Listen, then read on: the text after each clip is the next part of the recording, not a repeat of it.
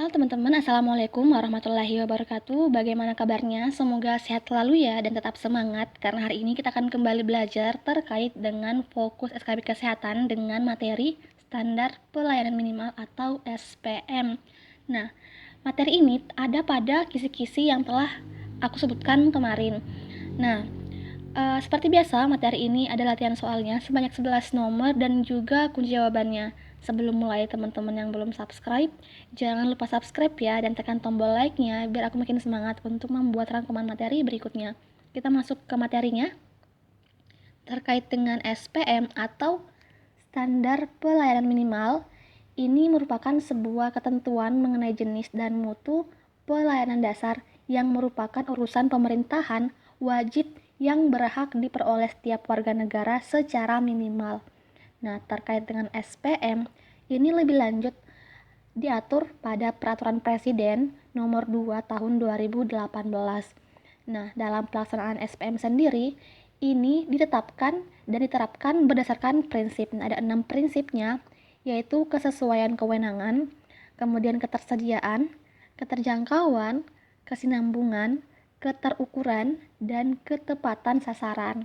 Sedangkan jenis dari SPM sendiri itu ada 6 juga jenisnya apa aja, yaitu SPM Pendidikan, SPM Kesehatan, SPM Pekerjaan Umum, kemudian Perumahan Rakyat, kemudian Ketentraman, Ketertiban, Perlindungan Masyarakat, dan yang terakhir SPM Sosial. Nah, masing-masing dari SPM ini itu memiliki jenis pelayanannya, mutu pelayan dasarnya, dan penerima pelayan dasarnya. Jadi masing-masing punya bagian-bagian ini. Nah, terkait dengan video ini kita bahas satu saja, yaitu SPM pada bidang kesehatan. Nah, SPM bidang kesehatan ini secara garis besar terbagi atas dua, yaitu SPM Kesehatan untuk daerah provinsi dan SPM Kesehatan daerah kabupaten dan kota. Untuk jenis dari SPM Kesehatan Provinsi ini ada dua jenisnya, yaitu yang pertama, pelayanan kesehatan bagi penduduk terdampak krisis kesehatan akibat bencana dan atau berpotensi bencana provinsi. Nah, yang kedua jenisnya yaitu pelayanan kesehatan bagi penduduk pada kondisi kejadian luar biasa provinsi. Sedangkan untuk SPM Kesehatan daerah kabupaten kota ini ada 12 jenisnya apa aja? Yaitu yang pertama, pelayanan kesehatan ibu hamil, kemudian yang kedua, pelayanan kesehatan untuk ibu bersalin, yang ketiga, pelayanan kesehatan bayi baru lahir, yang keempat, pelayanan kesehatan untuk balita, yang kelima, pelayanan kesehatan pada usia pendidikan dasar, yang keenam, pelayanan kesehatan pada usia produktif, yang ketujuh, pelayanan kesehatan usia lanjut, yang kedelapan, pelayanan kesehatan penderita hipertensi, kemudian pelayanan kesehatan penderita diabetes mellitus, dan yang ke-10, pelayanan kesehatan gangguan kesehatan jiwa, yang ke-11, pelayanan kesehatan orang terduga tuberkulosis, dan yang terakhir, pelayanan kesehatan orang dengan resiko terinfeksi HIV.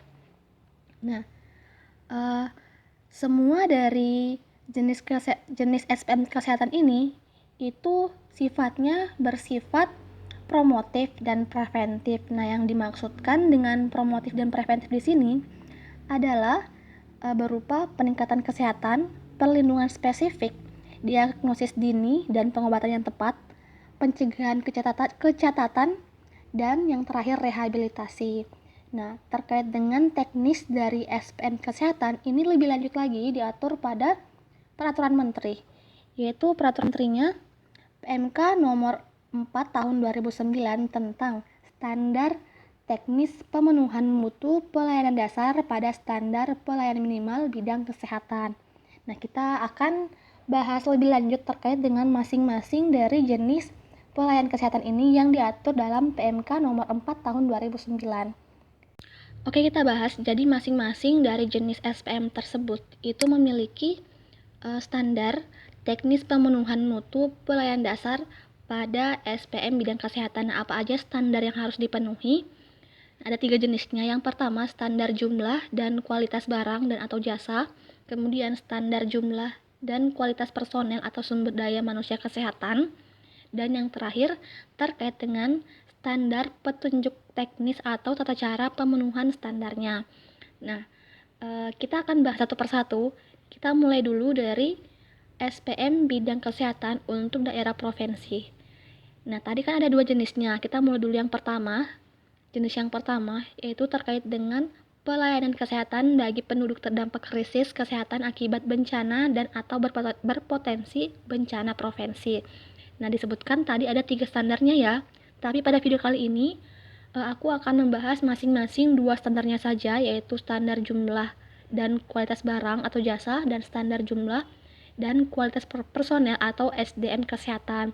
Karena terlalu banyak jika kita akan membahas juga untuk petunjuk teknis atau tata cara pemenuhan standar. Jadi teman-teman kalau bisa belajar mandiri terkait dengan standar yang ketiga, terkait dengan petunjuk teknis atau tata cara pemenuhan standar. Kita mulai yang pertama, untuk standar dan jumlah barang pada jenis kesehatan SPM yang ini, yaitu untuk standar jumlah dan kualitas barang apa aja yang harus dipenuhi, ada 3, yaitu obat-obatan dan BMHP, bahan medis habis pakai, yang jumlahnya disesuaikan dengan kebutuhan. Kemudian barang yang kedua, makanan tambahan untuk kelompok rentan, yang jumlahnya disesuaikan dengan kebutuhan. Dan barang yang ketiga adalah kelengkapan pendukung kesehatan perorangan seperti hygiene kit dan family kit, yang juga jumlahnya disesuaikan dengan kebutuhan. Kemudian terkait dengan standar yang kedua, standar jumlah dan kualitas personil atau SDM kesehatan apa aja, yaitu terbagi 2. Yang pertama, pelayanan kesehatan 24 jam di pos kesehatan bagi penduduk terdampak terdiri dari minimal 3 personel ini, yaitu dokter umum, perawat, dan bidang.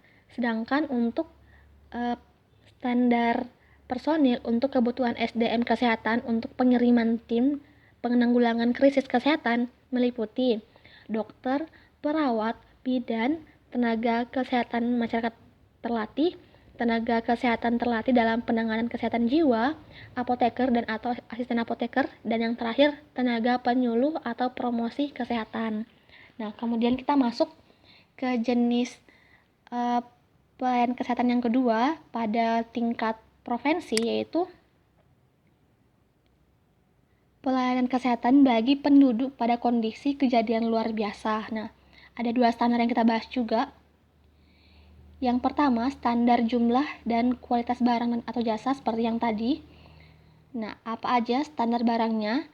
Yang pertama, APD-nya atau alat pelindung diri ini jumlahnya sesuai dengan jumlah petugas yang turun ke lapangan dan kontak kasus.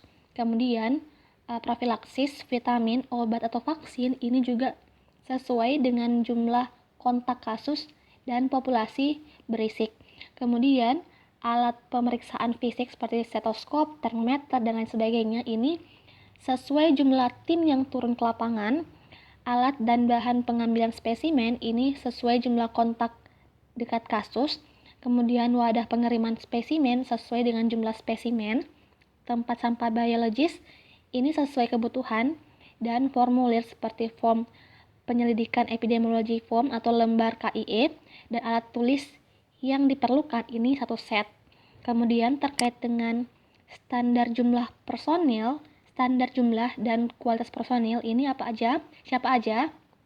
Nah, terbagi juga. Yang pertama, untuk di luar fasilitas layanan kesehatan dilakukan oleh tim gerak cepat provinsi terdiri dari dokter, tenaga kesehatan masyarakat yang mempunyai kemampuan di bidang epidemiologi, tenaga kesehatan masyarakat yang mempunyai kemampuan di bidang kesehatan lingkungan, tenaga kesehatan masyarakat yang mempunyai kemampuan di bidang entomologi, tenaga laboratorium, tenaga penyuluh atau promosi kesehatan, kemudian petugas yang terlibat dalam pelaksanaan penyelidikan epidemiologi disesuaikan dengan jenis KLB yang terjadi. Kemudian, untuk yang bertugas di fasilitas pelayanan kesehatan terdiri dari dokter umum atau spesialis, perawat, petugas radiologi, petugas laboratorium, dan lain-lain. Nah, itu dia 2 dari jenis SPM pada tingkat provinsi serta standar jumlah barang dan standar personil kesehatannya. Kemudian kita masuk ke SPM bidang kesehatan untuk daerah, kabupaten, dan kota. Tadi ada 12 ya, dan kita akan bahas satu persatu dari 12 jenis SPM pada tingkat kabupaten kota. Jadi teman-teman untuk lebih fokus karena akan banyak yang kita bahas, ada 12 yang akan kita bacakan satu persatu. Nah, yang pertama yaitu untuk jenis pelayanan kesehatan untuk ibu hamil, standar barangnya apa aja. Nah, ini dia yang pertama, vaksin tetanus difteri. Ini jumlahnya 1 ampul kali sejumlah sasaran ibu hamil per 10 tergantung status imunisasi ibu. Kemudian tablet tambah darah jumlahnya 90 tablet kali jumlah ibu hamil. Kemudian alat deteksi resiko ibu hamil yang meliputi tes kehamilan, pemeriksaan HB, pemeriksaan golongan darah, dan pemeriksaan glukoprotein urin sejumlah ibu hamil, dan untuk yang pemeriksaan glukoprotein urin sejumlah ibu hamil kali 15%. Nah, berikutnya kartu ibu atau rekam medis ibu, ini sejumlah ibu hamil dan buku KIA sesuai kebutuhan. Kemudian terkait dengan standar jumlah atau personel pada pelayanan kesehatan ini meliputi dokter atau dokter spesialis kebidanan, bidan, dan perawat. Berikutnya ke jenis pelayanan yang kedua yaitu pelayanan kesehatan untuk ibu bersalin. Standar jumlah barangnya yaitu ada 3 saja. Yang pertama, formulir patograf dengan sejumlah sasaran ibu bersalin. Kartu ibu atau rekam medis ini terintegrasi dari sini. Kemudian buku KIA terintegrasi juga dari sini. Nah, sedangkan untuk standar jumlah personil kesehatan siapa aja, yaitu dokter atau dokter spesialis kebidanan dan kandungan, kemudian bidan, dan perawat. Berikutnya kita masuk ke jenis SPM ketiga untuk tingkat kabupaten kota, yaitu pelayanan kesehatan bagi bayi baru lahir. Nah, untuk standar jumlah barangnya apa aja? Yang pertama, vaksin hepatitis B0 dengan sejumlah sasaran bayi baru lahir, kemudian vitamin K1 injeksi sejumlah sasaran bayi baru lahir, kemudian salep atau tetes mata antibiotik sejumlah sasaran bayi baru lahir, formulir bayi baru lahir sejumlah sasaran bayi baru lahir, dan formulir MTBM sejumlah 3 kali sasaran bayi baru lahir, dan yang terakhir buku KIA terintegrasi dengan ibu hamil. Kemudian standar jumlah dan kualifikasi personelnya meliputi dokter atau dokter spesialis anak, bidan, dan perawat. Berikutnya untuk pelayanan keempat, pelayanan kesehatan balita. Nah, apa aja standar jumlah barangnya? Nah, ini dia yaitu kuesioner pra-screening perkembangan atau KPSP atau instrumen standar lain yang berlaku sesuai kebutuhan, formulir DDTK sesuai kebutuhan, buku KIA sejumlah sasaran ibu hamil plus jumlah balita yang tidak mempunyai buku KIA, kemudian vitamin A merah dan vitamin A biru ini sesuai standar, kemudian vaksin imunisasi dasar seperti HB0, BCG, polio, IPV, DPT, HB, HIB, campak rubella, dan vaksin imunisasi lanjutan seperti DPT, HB, HIB, campak rubella, jarum suntik, dan BMHP, peralatan anafilaksis. Ini semuanya sesuai dengan standar. Sedangkan untuk standar jumlah personel ini meliputi ada 2 jenisnya. Standar untuk tenaga kesehatan berupa seperti dokter atau bidan atau perawat dan gizi. Kemudian untuk tenaga non kesehatan terlatih atau mempunyai kualifikasi tertentu seperti guru PAUD dan kader kesehatan. Berikutnya jenis yang kelima, wah ini udah banyak sampai 12, yaitu pelayanan kesehatan pada usia pendidikan dasar yang meliputi standar barangnya berupa buku rapor kesehatanku sesuai jumlah peserta didik di sekolah atau madrasah, buku pemantauan kesehatan sejumlah anak usia pendidikan dasar di luar satuan pendidikan dasar seperti di pondok pesantren, panti, lapas, dan posyandu remaja. Kemudian kuesioner screening kesehatan sesuai jumlah anak usia pendidikan dasar, kemudian formulir rekapitulasi hasil pelayanan kesehatan usia sekolah dan remaja di dalam sekolah. Ini sesuai kebutuhan dengan mempertimbangkan jumlah anak usia pendidikan dasar per sekolah atau madrasah. Dan yang terakhir, formulir rekapitulasi hasil pelayanan kesehatan usia sekolah dan remaja di luar sekolah. Ini sama seperti poin 2. Nah, terkait dengan standar personilnya, ada 2 juga, terbagi 2, yaitu tenaga kesehatan yang meliputi dokter atau dokter gigi, atau bidan, atau perawat gizi, dan tenaga kesehatan masyarakat. Kemudian tenaga non-kesehatan terlatih atau mempunyai kualifikasi tertentu seperti guru atau kader kesehatan atau dokter kecil atau peer counselor. Nah, berikutnya jenis yang ke-6 ya kalau nggak salah, yaitu pelayanan kesehatan pada usia produktif. Nah, untuk standar jumlah barangnya, ini dia, yaitu pedoman dan media KIE, ini minimal 2 per puskesmas. Kemudian alat ukur seperti alat ukur berat badan, alat ukur tinggi badan, alat ukur lingkar perut, tensimeter, glukometer, tes strip gula darah, lancet, kapas alkohol, kit, IVA tes, sejumlah sasaran, dan yang terakhir formulir pencatatan dan pelaporan aplikasi sistem informasi penyakit tidak menular atau SIPTM. Ini sesuai kebutuhan.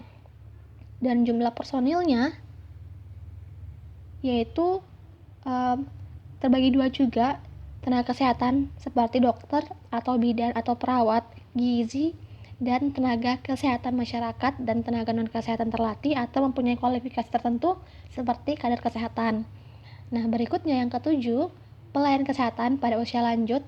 Untuk standar jumlah barang seperti strip uji pemeriksaan, glukosa darah, dan kolesterol. Jumlahnya sesuai jumlah sasaran warga negara usia lanjut lebih dari atau sama dengan 60 tahun. Kemudian instrumen geriatrik, depression scale, instrumen abbreviated mental test, instrumen activity daily living dalam paket pengkajian paripurna pasien geriatri atau P3G. Ini sesuai jumlah sasaran warga negara usia lanjut lebih dari atau sama dengan 60 tahun. Dan buku kesehatan lansia, ini sesuai jumlah sasaran warga negara usia lanjut. Untuk personel kesehatannya, yaitu tenaga kesehatan, dokter, bidan atau perawat gizi, tenaga kesehatan masyarakat, dan tenaga non-kesehatan terlatih atau mempunyai kualifikasi tertentu seperti kader kesehatan. Nah, yang ke-8 yaitu pelayanan kesehatan penderita hipertensi. Nah, apa aja jumlah dan kualitas barangnya? Yaitu pedoman pengendalian hipertensi dan media KIE, ini minimal 2 per puskesmas. Kemudian tensimeter sesuai kebutuhan, formulir pencatatan dan pelaporan aplikasi sistem informasi PTM, ini sesuai kebutuhan. Nah, untuk standar jumlah dan kualifikasi personil, yaitu dokter, bidan, perawat, tenaga kesehatan masyarakat. Dan yang ke-9, pelayanan kesehatan penderita diabetes mellitus.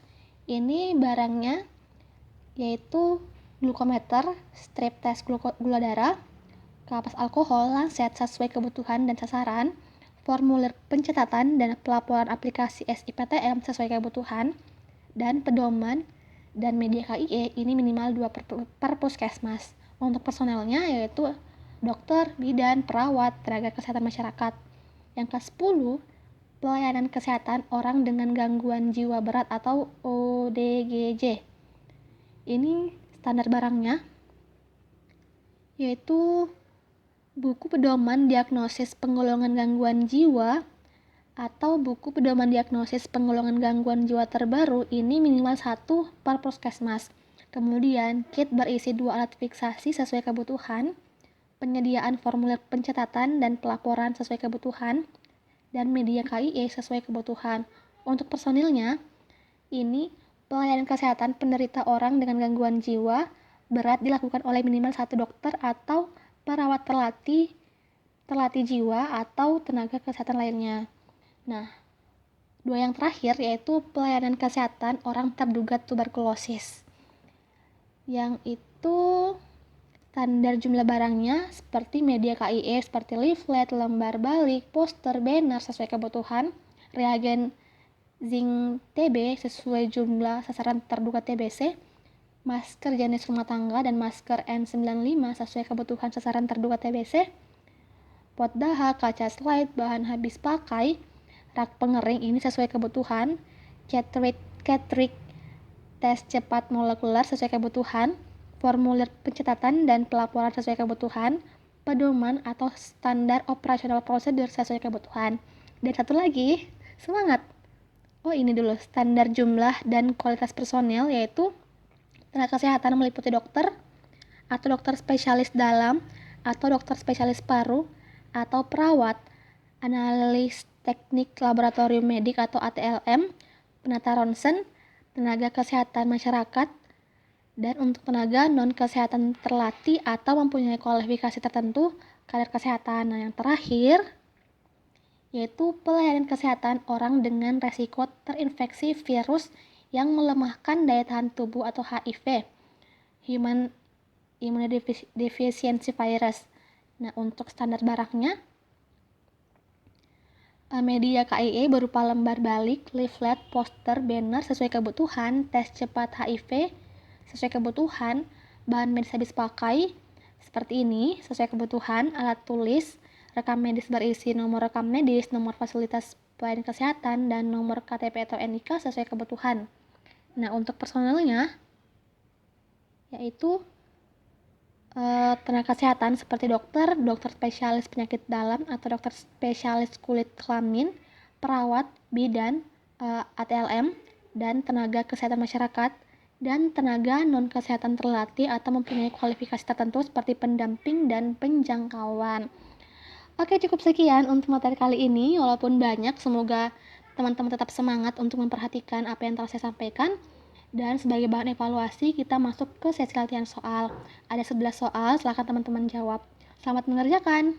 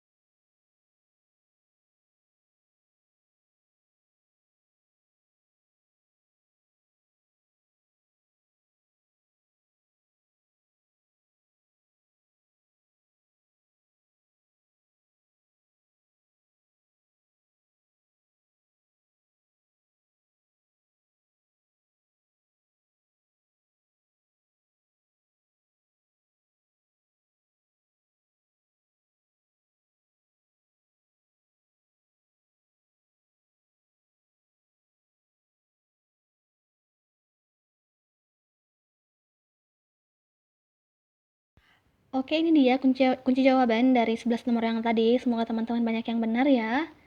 Dan cukup sekian untuk materi kali ini. Semoga bermanfaat dan sampai jumpa di materi berikutnya. Dadah, assalamualaikum warahmatullahi wabarakatuh.